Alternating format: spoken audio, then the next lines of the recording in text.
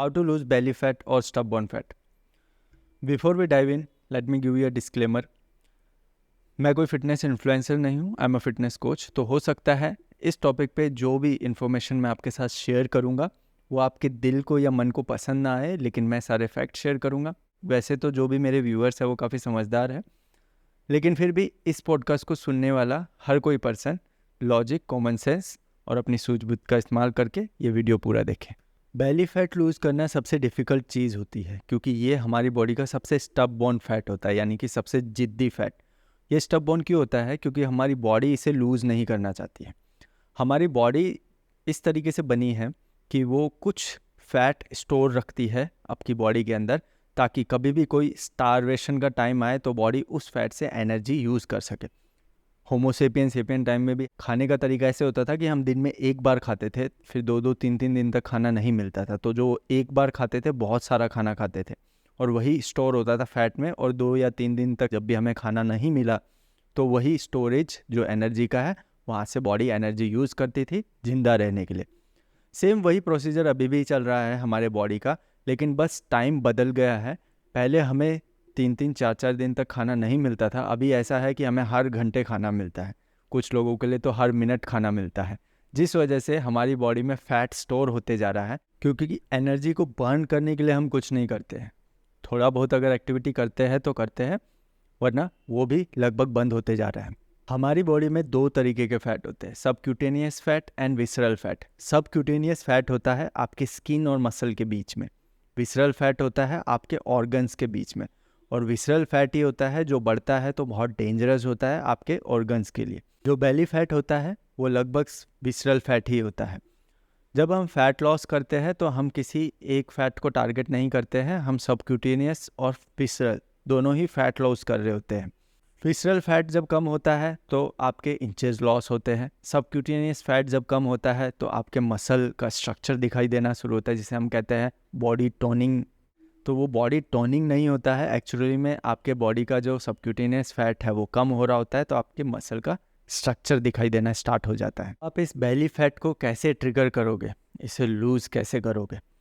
सबसे पहली चीज़ तो देखो, स्पॉट रिडक्शन पॉसिबल नहीं है, ये मैं पहली भी काफ़ी बार बता चुका हूँ। लेकिन फिर भी हम कुछ प्रैक्टिकल मेथड्स की बात करेंगे और स्टडीज़ जो सपोर्ट करती है जिन मेथड्स को, जिसकी वजह से आपका बेली फैट रिड्यूस होना स्टार्ट हो सकता है।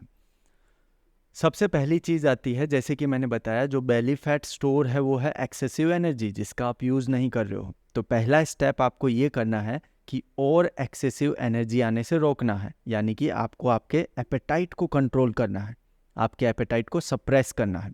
ऑब्वियसली अगर वो हमसे खुद से पॉसिबल होता तो बहुत इजी होता, लेकिन आप इस चीज़ पे कंट्रोल लगा सकते हो आपके फूड चॉइसेस से। अगर आप लो कार्बोहाइड्रेट और ज़्यादा फाइबर रिच फूड खाना स्टार्ट करोगे तो आप आपके एपेटाइट को सप्रेस कर सकते हो।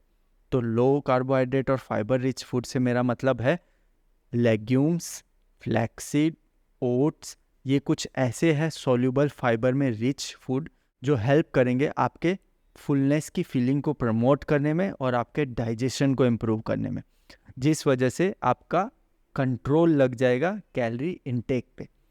दूसरा मैक्रोन्यूट्रिएंट जो हेल्प करता है एपेटाइट सप्रेस करने में, प्रोटीन। अगर आप हाई प्रोटीन वाले फूड कंसिडर करोगे इंस्टेड ऑफ हाई कार्बोहाइड्रेट में आ गए रोटी, चावल, ब्रेड, ये कुछ ऐसी चीज़ें हैं काफ़ी हायर होती है कार्बोहाइड्रेट में। तो प्रोटीन में अगर आप नॉन वेजिटेरियन हो तो ऑलरेडी आपके पास बहुत सारे सोर्सेस अवेलेबल है। वेजिटेरियन हो तो आप टोफू यूज़ कर सकते हो, टेम्पे यूज़ कर सकते हो, पनीर यूज़ कर सकते हो। पनीर आपकी स्लीपिंग को भी बेटर करने में बहुत हेल्प करता है, क्योंकि उसके अंदर कैसीन प्रोटीन होता है जो स्लो डाइजेस्ट होता है। तो हाई फाइबर और हाई प्रोटीन फूड का यूज़ करके आप एपेटाइट सप्रेस कर लोगे, जिस वजह से आप ज़्यादा कैलोरी इनटेक करना बंद कर दोगे। सेकेंड स्टेप कि वो जो एक्सेसिव फैट है उसे आपको एज ए एनर्जी यूज़ करना शुरू करना है। तो उसके लिए आप क्या करोगे? एक्सरसाइज ही है जो आपको हेल्प करेगा उस एक्सेसिव फैट को बर्न करने में।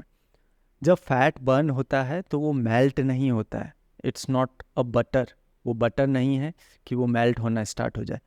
फैट जब आपकी बॉडी से बाहर निकलता है तो वो CO2 और स्वेट के थ्रू बाहर निकलता है, यानी कि या तो वो वाटर बनता है, यूरिन, स्वेट, या फिर वो कार्बन डाइऑक्साइड बन के बाहर निकलता है। इस तरीके की एक्सरसाइजेस करना बेटर होगा। स्ट्रेंथ ट्रेनिंग करिए, आप हाई इंटेंसिटी ट्रेनिंग करिए हफ्ते में 2 या 3 बार। ये आपको हेल्प करेगा ज़्यादा से ज़्यादा बेली फैट के फैट को बर्न करने में। एक 30-40 मिनट के सेशन में जो आप एक्सरसाइज कर रहे हो वो इनफ नहीं है बेली फैट को बर्न करने में। मे बी स्टार्टिंग में आपको रिजल्ट अच्छे दिखेंगे, बट एक टाइम आएगा जब रिजल्ट स्लो डाउन हो जाएंगे। तो उस सिचुएशन में आपके पास एक ही ऑप्शन होगा, आपको आपका एक्टिविटी लेवल बढ़ाना है। अगर आप एक्सरसाइज नहीं करते हो तो भी एक्टिविटी लेवल बढ़ाना एक्सरसाइज करने से भी ज़्यादा इम्पॉर्टेंट है, क्योंकि वही हेल्प करेगा बिना ज़्यादा स्ट्रेस डाले बॉडी पे फैट बर्न करने में। बॉडी पे ज़्यादा स्ट्रेस क्यों नहीं डालना है? क्योंकि आपकी बॉडी में एक हार्मोन होता है, कोर्टिसोल हार्मोन, और वो फैट स्टोरेज करने का जो फंक्शन है उसे प्रमोट करता है आपके बॉडी में। जितना हो सके कम से कम स्ट्रेस बॉडी पे डालना है, और आपको बाहर से मेंटली भी स्ट्रेस कम से कम लेना है अगर आप आपका बेली फैट बर्न करना चाहते हो। तो एक्टिविटी बढ़ाने के लिए वैसे तो काफ़ी सारे तरीके हैं। आप स्पोर्ट्स खेल सकते हो, आप वॉकिंग कर सकते हो, बट एक बहुत ही अच्छा मेथड है जिसमें आपको बहुत अच्छे रिजल्ट देखने को मिलेंगे, जो खुद मैं यूज़ करता हूँ, मेरे ट्रेनीज़ को भी देता हूँ। इसे कहते हैं रकिंग। तो रकिंग में आप क्या करते हो, आप एक बैग में वेट लेते हो, आप स्ट्रेट 40 to 50 मिनट का वॉक करते हो। अब इसमें जो चीज़ें ध्यान रखने वाली वो ये है कि जो वेट आप ले रहे हो वो सिर्फ आपके बॉडी वेट का 5 से 10% के बीच में होना चाहिए। तो अगर आप 80 किलो के हो तो 5 to 6 kg का ही वेट लीजिए स्टार्टिंग में। जब आपको लगता है कि आप इम्प्रूवमेंट कर रहे हो तो आप वेट बढ़ा सकते हो। ऑब्वियसली ये इंस्पायर्ड है पहाड़ी लोगों से, जो पहाड़ी लोग वज़न लेके पहाड़ों पे चढ़ते थे, बहुत ज़्यादा वॉक करते थे। बचपन में आप भी स्कूल जब जाते होंगे तो बैग में बहुत सारा वज़न लेके जाते होंगे। ऑब्वियसली तब आपको बेली फैट का इशू नहीं होगा, तो अभी हुआ है तो फिर से वही मेथड यूज़ करिए। आप हफ्ते में 1 दिन से स्टार्ट करना शुरू करिए, फिर आप वीक में 2 से 3 दिन भी रकिंग कर सकते हो। आपको ध्यान रखना है कि आपका पोस्चर स्ट्रेट रहे, आगे ना झुके, आप कंफर्टेबल रहो। आप कोई भी बैग ले सकते हो जिसको दोनों तरफ टांग सको स्कूल बैग की तरह, और उसके अंदर किसी भी तरीके के वेट डाल सकते हो जिसमें आपको कंफर्टेबल फील हो, बुक्स, प्लेट्स, पत्थर, कुछ भी। एक्सरसाइज और न्यूट्रिशन अगर आपने कंट्रोल कर लिया, then third step is recovery and rest. जितना इम्पोर्टेंट एक्सरसाइज और न्यूट्रिशन है उतना ही इम्पोर्टेंट रेस्ट है, क्योंकि जैसे कि मैंने कहा, अगर आप प्रॉपर स्लीप नहीं कर रहे हो, आप आपकी बॉडी को रेस्ट नहीं दे रहे हो, तो स्ट्रेस की वजह से आपके बॉडी में कॉर्टिसोल हार्मोन प्रोड्यूस होगा, और ये हार्मोन जो है ये टारगेट करता है, प्रमोट करता है फैट स्टोरेज को एब्डोमिनल एरिया में। तो जिस वजह से आप ज़िंदगी भर स्ट्रगल कर सकते हो फैट लॉस करने में। एंड ऑब्वियसली कॉर्टिसोल या स्ट्रेस के और भी बहुत सारे नेगेटिव इफेक्ट होते हैं। स्ट्रेस कैसे रिड्यूस कर सकते हैं? स्ट्रेस रिड्यूस करने के लिए आप ब्रीदिंग एक्सरसाइजेस कर सकते हो, प्राणायाम कर सकते हो, आप कोई स्पोर्ट्स खेल सकते हो जो आपको रिफ्रेश फील कराता हो। आपकी स्लीपिंग पे आपको ध्यान देने की बहुत ज़्यादा ज़रूरत पड़ेगी। एटलीस्ट 7 to 8 आवर्स की स्लीप लें। तो ये कुछ मेथड्स है जो यूज़ कर सकते हो आप आपके स्ट्रेस को रिड्यूस करने में। अब बात करते हैं सप्लीमेंटेशन की। तो सप्लीमेंटेशन में जो सबसे कुछ टॉप फेमस सप्लीमेंट है, पहले उनकी बात करते हैं, जैसे कि Apple cedar vinegar and green tea. तो क्या ये दोनों बेली फैट रिड्यूस करने में सच में हेल्प करते हैं? एप्पल सीडर विनेगर के बारे में एक स्टडी हुई थी 12 वीक की प्लासिबो स्टडी। तो उसमें 2 ग्रुप में लोगों को डिवाइड किया था। ग्रुप ए को जो है एप्पल सीडर विनेगर दिया गया था डेली, और ग्रुप बी को जो है प्लासिबो टैबलेट दी गई थी, ये बोल के कि ये टैबलेट आपको बेली फैट रिड्यूस करने में हेल्प करेगी, इसके अंदर कुछ ऐसे केमिकल्स हैं।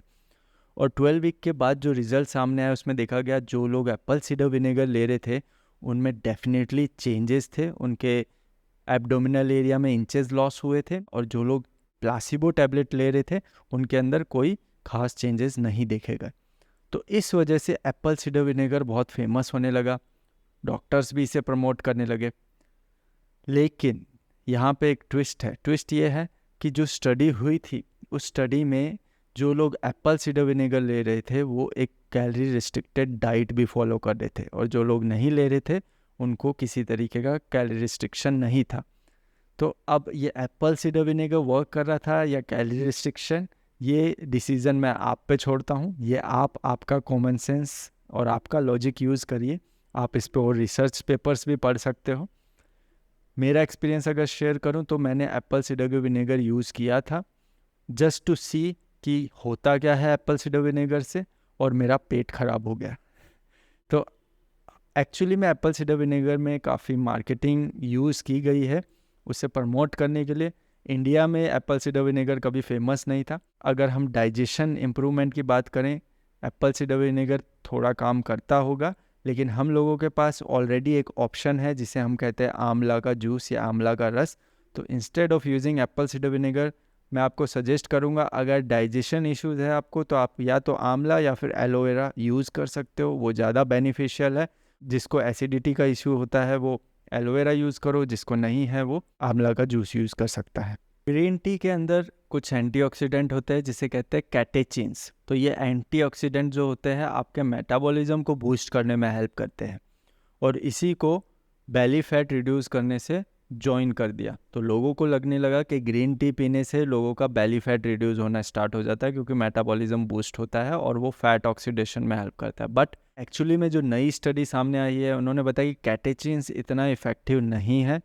मे बी माइनर से माइनर थोड़ा इफेक्ट हो सकता है, वो भी अगर आप आपकी एक्सरसाइज, न्यूट्रिशन, ये सब चीज़ों पे फोकस नहीं कर रहे तो आपको देखने को नहीं मिलेगा।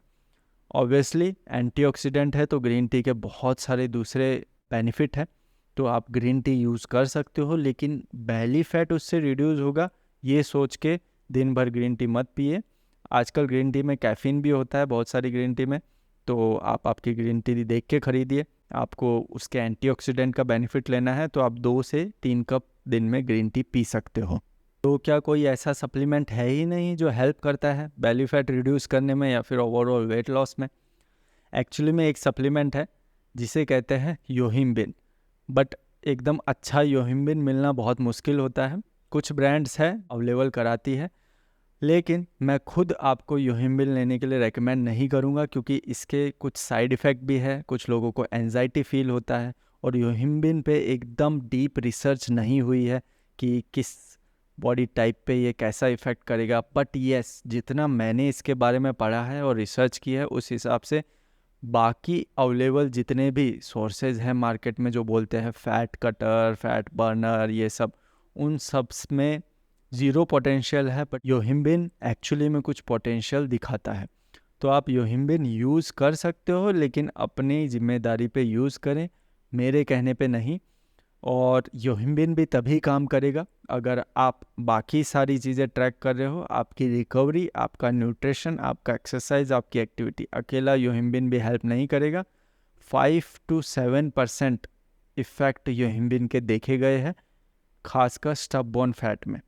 So that's it. देखो, ये जो तरीके मैंने बताए ये आप यूज़ कर सकते हो, इन्हें अप्लाई करो, आपको ज़रूर रिज़ल्ट देखने को मिलेंगे। लेकिन सबसे बड़ी चीज़ है पेशेंस। अगर आपके अंदर पेशेंस नहीं है तो कोई रिज़ल्ट नहीं दिखने वाला। कोई शॉर्टकट नहीं है।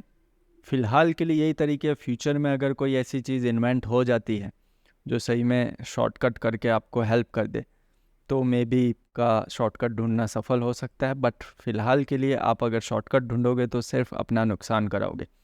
ये तरीके यूज़ करो, अप्लाइड तरीके हैं, बहुत सारे लोगों ने किए हैं, मैंने किए हैं, मेरे ट्रेनीज़ ने किए हैं, और ऑब्वियसली 100% उन्हें रिज़ल्ट मिले हैं। आई होप आपको भी ये चीज़ समझ में आई हो। अगर इससे रिलेटेड आपके कोई क्वेश्चन है तो कमेंट सेक्शन में पूछो। अगर आप कोई चीज़ ऐसी यूज़ कर रहे हो या कोई मेथड यूज़ कर रहे हो बेली फैट रिड्यूस करने के लिए, और अगर जेन्युइनली आपको लगता है वो वर्क कर रहा है, तो कमेंट सेक्शन में ज़रूर बताएं, बाकी लोगों को भी हेल्प मिलेगी। और ये फिटनेस अवेयरनेस वीडियो अपने फैमिली और फ्रेंड्स के साथ शेयर करें, ताकि लोग स्कैम से बचें और उन्हें सही रास्ता पता चले। Thank you for watching. इसी तरीके की एक और वीडियो में मैं आपसे मिलता हूँ वापस।